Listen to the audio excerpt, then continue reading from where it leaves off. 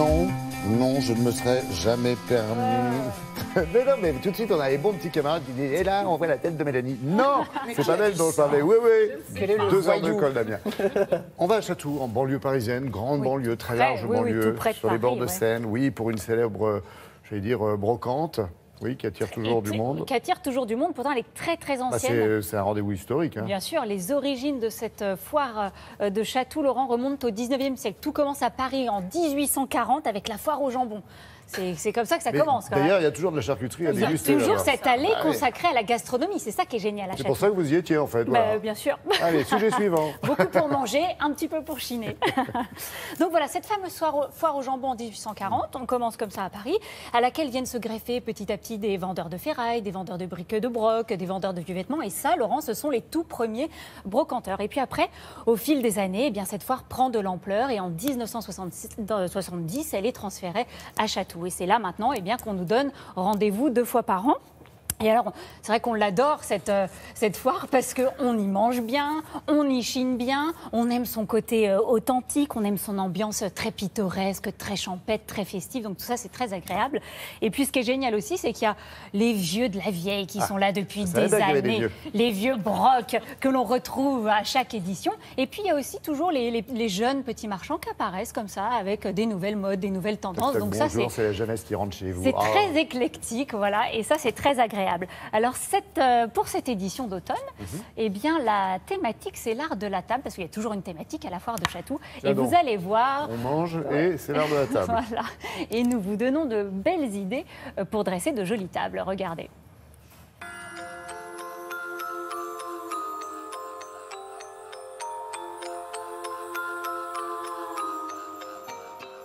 Alors Johan, vous, ce que vous aimez, c'est mettre en scène des tables. Expliquez-nous comment vous procédez. Là, pour une table en général, nous partons du service de table. Donc, pour s'inspirer, soit nous partons du coloris, soit du décor. On a mis une nappe dans un rose poudré assez léger, de manière à ce qu'on puisse voir vraiment le décor de l'assiette. C'est un service à dessert dont la thématique est assez rare à trouver. Parce que nous avons là sur chaque assiette une fable de La Fontaine différente qui est travaillée à la manière du XVIIIe siècle, mais une production du milieu du XIXe. Et alors il y a un objet très particulier sur votre table, c'est celui-ci. Qu'est-ce que c'est? Alors c'est un porte-ananas qui date du début du XIXe siècle. On en voit assez rarement. Et en général, ils sont faits soit en cristal, soit en opaline, car c'était vraiment pour présenter un objet de luxe qui était l'ananas au début du XIXe siècle.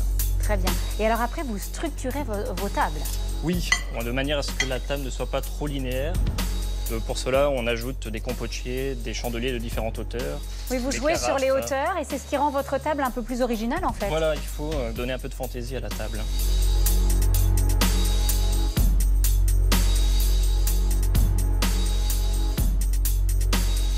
Alors Sylviane, c'est une ambiance un peu de style baroque. Tout à fait, on a voulu jouer avec la féerie. C'est quoi ces assiettes? Alors, c'est une porcelaine de Bohême. Quelle est la particularité de la porcelaine? Elle est très fine. Ah oui, on voit dans la lumière, c'est très transparent. Voilà, c'est ça. Qu'est-ce que c'est, ces verres? C'est un cristal qui s'appelle Brumaire. C'est un village à côté de Baccarat. C'est très élégant. Vous avez joué aussi avec la transparence de la table. Mais si on veut moderniser un peu tout ça, qu'est-ce que vous pouvez nous proposer? Je vous propose de la couleur et ça va tout réveiller.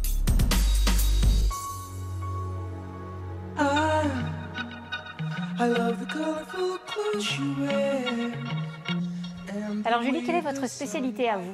Alors ma spécialité sont les petits objets du quotidien, ceux dont on ne fait pas de cas, qu'on n'a pas forcément conservés parce que ce n'est pas des objets précieux, mais qui sont des objets avec lesquels on a tous vécu. Qu'on voyait chez notre grand-mère. Voilà. Moi je voyais ça chez ma grand-mère, les panières en plastique, les boîtes à œufs en plastique.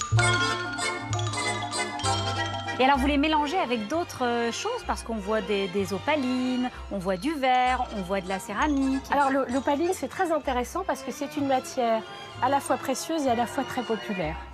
La couleur est très jolie. Hein. Alors la couleur c'est une couleur qui est typique des années 50 qu'on appelait mint comme la menthe. Vous sur une table, vous n'hésitez pas à mélanger toutes ces matières. Oui parce que comme ça on raconte une histoire. On est vraiment dans des évocations.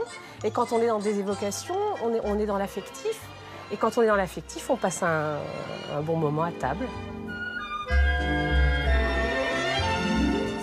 des Ah non, objets. tu as les mains dans les poches, c'est du sérieux pourtant cette fois. Hein. Bah, c'est du très sérieux, Laurent. Effectivement, c'est une foire qui est labellisée par le SNCAO, qui est le syndicat national du commerce et de l'antiquité.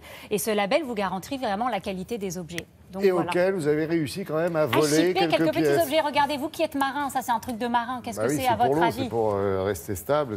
C'est bah, un porte-seau simplement. à bouteilles. Donc c'était fixé au début Ouais, du pour mettre 20e. demi-bouteille, parce qu'on boit Sur pas tous beaucoup les en mer. grands paquebots, il y avait ça sur le Normandie. Donc c'était fixé.